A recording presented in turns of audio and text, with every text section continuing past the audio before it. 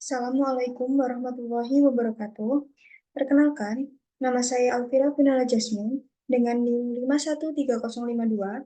Di sini saya akan mempresentasikan beberapa soal ujian tengah semester mata kuliah Statistika Pertanian. Yang pertama, soal mengenai rancangan penelitian, kemudian yang kedua ada perhitungan statistika, dan yang ketiga yaitu case base. Kemudian, soal tersebut yang pertama mengenai kegunaan statistika di bidang pertanian, yang kedua mengenai peluang dan aplikasinya di bidang pertanian, yang ketiga pemahaman mahasiswa mengenai aplikasi statistika dalam suatu kasus di bidang pertanian. Oke, soal pertama. Buatlah satu contoh rancangan penelitian di bidang pertanian yang berbeda dari yang telah dibahas di kelas dan bukan contoh dari buku referensi. Rancangan penelitian berisi tujuan penelitian dan data yang dikumpulkan.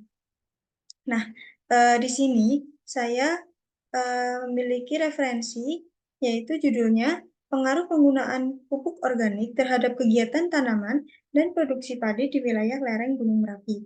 Kemudian, tujuan penelitiannya, yang pertama ada menilaikannya produktivitas tanaman padi di wilayah lereng Gunung Merapi, mengurangi penggunaan pupuk kimia dalam kemajuan pertanian, dan juga meningkatkan kualitas tanah dan kesehatan tanaman.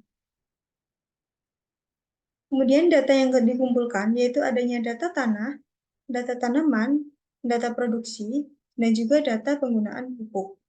Kemudian penelitian yaitu ada pengumpulan data, analisis data, dan juga penilaian. Oke, sekarang masuk ke soal yang nomor 2.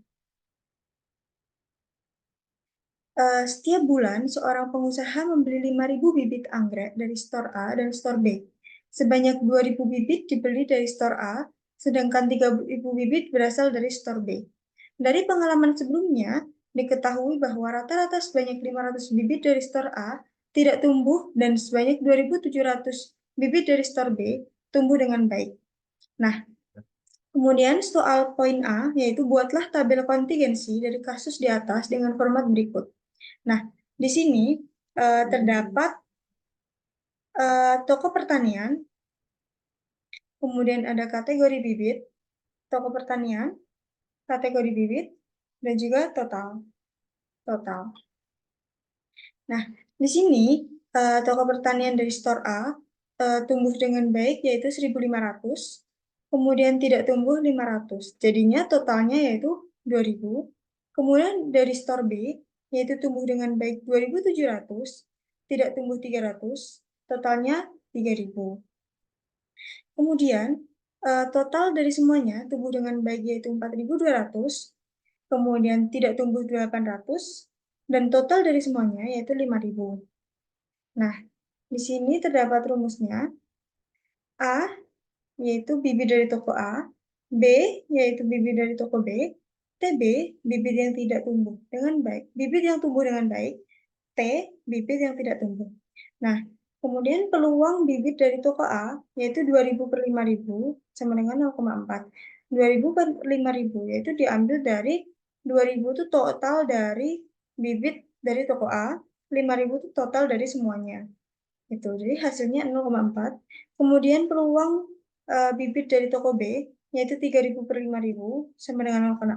3.000 per 5.000 diambil dari 3.000 diambil dari total dari store B, dan 5.000 total dari semuanya. Kemudian, peluang tidak tumbuh dari toko A, yaitu 0,25, yaitu diambil dari tidak tumbuh dari toko A, yaitu 500, dan 2.000 itu total dari toko A, sama dengan 0,25. Kemudian, peluang tidak tumbuh dari toko B, yaitu 300 per 3.000, sama dengan 0,1. Nah, 300 per 3.000 itu diambil dari tidak tumbuh dari toko B dan total dari toko B, yaitu sama dengan 0,1. Kemudian, peluang tumbuh dengan baik dari toko A, yaitu sebesar 0,775, dan peluang tidak tumbuh dari toko B, tumbuh dengan baik dari toko B, yaitu 0,9. Nah, lanjut. Masih sama dari soal nomor 2, yaitu poin B. Jika sebuah bibit dipilih secara acak, hitunglah peluang bibit tersebut tumbuh dengan baik. Nah, peluang bibit tumbuh dengan baik, yaitu 4.200 dibagi 5.000, sama dengan 0,84. 4.200 itu tuh diambil dari total semuanya, dari toko A dan juga toko B, itu di total sejumlah 4.200 dibagi 5.000, 5.000 total dari semuanya, itu 0,84. Jadi, peluang bahwa bibit yang dibeli seorang petani dapat tumbuh dengan baik adalah 0,84. Artinya, jika seorang petani membeli 100 bibit dari toko A ataupun toko B, terdapat peluang bahwa 84 tumbuh dengan baik. Kemudian, di sini terdapat pohon faktornya. Nah, di sini ada total bibit. Total bibit dari toko A itu semuanya 0,4, kemudian tumbuh dengan baiknya 0,75, dan tidak tumbuhnya 0,25. Nah, di sini 0,4 dikali 0,75, 0,3, kemudian 0,4 dikali 0,25, 0,1. Nah, dari toko B, itu tuh peluangnya 0,6. Kemudian tumbuh dengan baik 0,9, tidak tumbuhnya 0,1. Nah, di sini bibit tumbuh dengan baiknya, peluangnya yaitu 0,3 ditambah 0,54, sama dengan 0,84. Jadi, peluang bahwa bibit yang dibeli seorang petani dapat tumbuh dengan baik adalah 0,84. Artinya, jika seorang petani membeli 100 bibit dari toko A ataupun toko B, terdapat peluang bahwa 84 tumbuh dengan baik.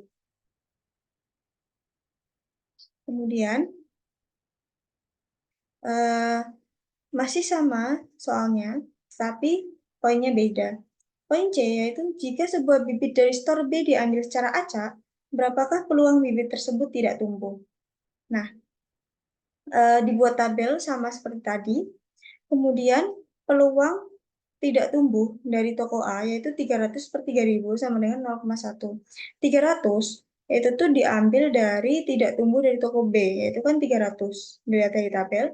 Kemudian totalnya semuanya dari toko B itu tuh 3.000. Jadi peluangnya itu 0,1. Jadi peluang bahwa bibit yang dibeli seorang petani dari toko B tidak tumbuh adalah 0,1. Artinya, jika seorang petani membeli 100 bibit dari toko B, terdapat peluang bahwa 10 di antaranya itu tidak tumbuh. Nah, di sini terdapat pohon faktornya. Sini. Itu tuh total bibit. Kemudian ada toko A 0,4, tumbuh dengan baiknya 0,75, tidak tumbuh 0,25.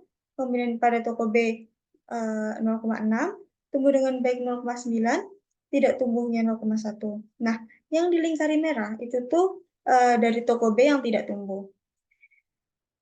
Jadi peluang toko bibit yang tidak tumbuh dari toko B yaitu 0,1. Jadi peluang bahwa bibit yang dibeli seorang petani dari toko B tidak tumbuh adalah 0,1. Artinya, jika seorang petani membeli 100 bibit dari toko B, terdapat peluang bahwa 100 di antaranya itu tidak tumbuh. Kemudian, nah, soal D, yaitu jika diketahui sebuah bibit tidak tumbuh, berapakah peluang berasal dari store A? Nah, sini dibuat tabel lagi seperti yang sebelumnya. Kemudian peluang toko A irisan T yaitu 500 per 5.000. Nah, 500 itu tuh yang tidak tumbuh. Jadi 500 dibagi total semuanya yaitu 5.000. 500 per 5.000 yaitu 0,1. Kemudian peluang yang tidak tumbuh yaitu semua dari total tidak tumbuh itu 800 per 5.000 itu total dari toko A dan juga toko B. 800 dibagi 5.000 yaitu 0,16. Kemudian peluang toko A yang tidak tumbuh sama dengan eh, hasil dari tadi 0,1 dibagi 0,16 yaitu 0,625. Jadi, jika diketahui sebuah bibit tidak tumbuh dengan kemungkinan sebesar 0,625 atau 62,5%, bibit tersebut berasal dari toko A. Artinya, dengan kemungkinan kurang dari 50%, bibit tersebut berasal dari toko B. Nah, Di sini terdapat pohon faktornya, sama seperti tadi, yang dilingkari itu dari toko A sebanyak 0,4 dan yang tidak tumbuh itu 0,25. Peluang dari toko A yang tidak tumbuh yaitu sebesar 0,625. Jadi, jika diketahui sebuah bibit tidak tumbuh dengan kemungkinan sebesar 0,625 atau 62,5%, bibit tersebut berasal dari toko A. Artinya, dengan kemungkinan kurang dari 50% bibit tersebut berasal dari toko B.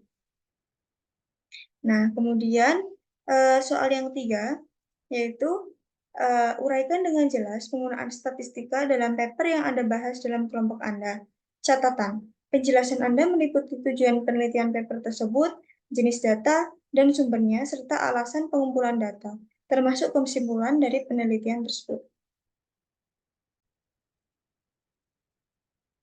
Nah, di sini merupakan paper dari kelompok kami, yaitu aplikasi statistika di bidang pertanian. Kami dari kelompok 13. Ini terdapat anggota dari kelompok saya. Nah, ini tujuannya.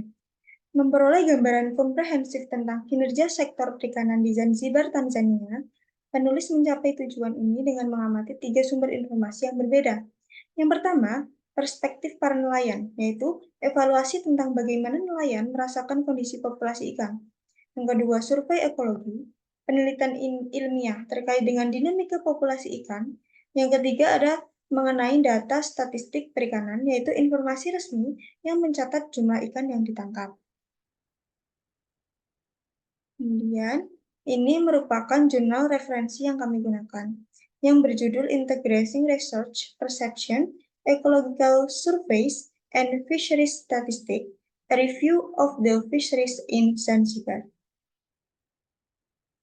Nah, ini tuh jenis data berdasarkan sumber dan sifat. Di sini, paper kami menggunakan data sekunder. Studi ini memanfaatkan publikasi pemerintah menggunakan data statistik perikanan. Nah, data jurnal ini juga merupakan data kuantitatif yang dikumpulkan oleh organisasi resmi. Data ini mencakup jumlah tangkapan total atau tangkapan per unit usaha. Nah, di sini terdapat bagan diagram batang untuk melengkapi paper yang digunakan. Nah, di sini juga terdapat peta, penyajian data menggunakan peta untuk memudahkan analisis data statistik. Jadi paper tersebut juga menggunakan peta untuk memudahkan analisis data statistik dari paper tersebut. Gitu. Oke, lanjut. Jenis data berdasarkan sifat dan waktu pengumpulan. Paper ini juga merupakan data kuantitatif. Nah, data kuantitatif itu mencakup data numerik tentang populasi ikan yang diperoleh melalui survei ekologi. Kemudian data ini mencakup jumlah ikan, pengukuran ukuran, dan juga komposisi spesies. Nah, di sini juga terdapat bahkan ataupun kurva untuk melengkapi data-data dari paper tersebut. Nah, bukti yang menunjukkan data tersebut diambil dengan metode time series adalah terdapat rentang waktu yaitu pada tahun 1950 sampai 2016, 1989 sampai 2016, dan juga 1997 sampai 2003. Lanjut. Oke, masuk kesimpulan. Nah, kesimpulan di sini yang dapat diambil yaitu studi ini mengintegrasikan informasi tentang statistik perikanan tahunan, persepsi nelayan, dan temuan survei ekologi untuk meningkatkan eksploitasi perikanan dekat pantai Zanzibar. Nah, nomor 1, statistik resmi yang teragregasi memberikan gambaran yang optimis mengenai sumber daya alam yang dimiliki yang didasarkan pada data pemerintah. Kemudian yang kedua, survei ekologi menunjukkan terjadinya eksploitasi ikan karang secara berlebihan di pantai Burat Pulau Unja. Yang ketiga, integrasikan informasi dari pengetahuan lokal ke data pada perikanan membantu dalam evaluasi dan membantu memandu upaya penelitian masa depan guna pengelolaan perikanan yang lebih baik ke depannya.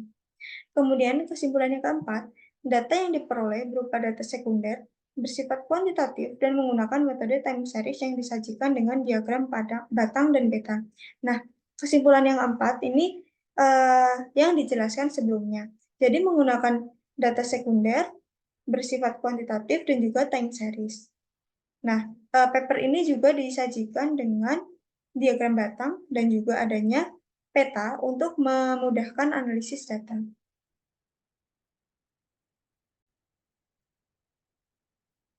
Kemudian, ini daftar pustaka yang kami gunakan.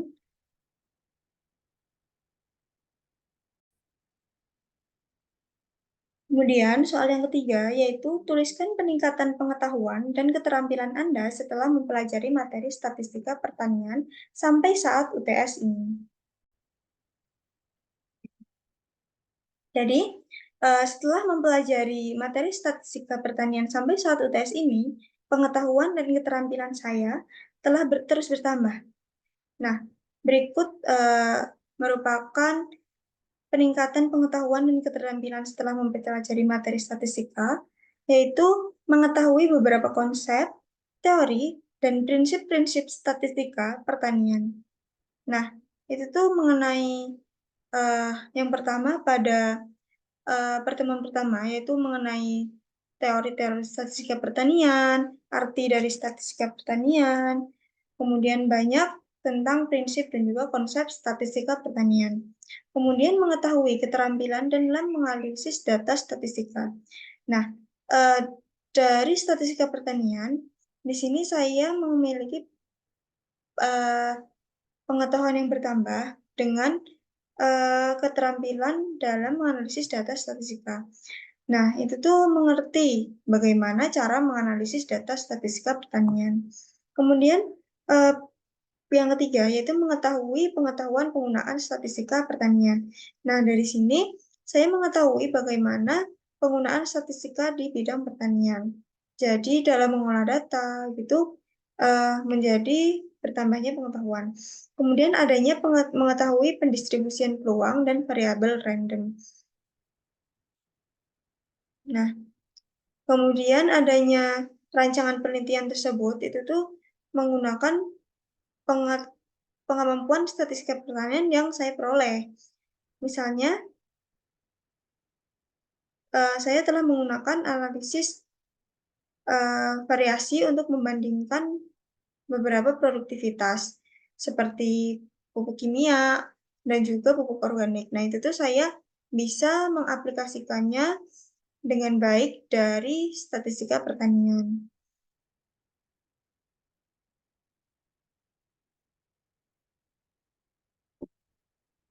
Nah,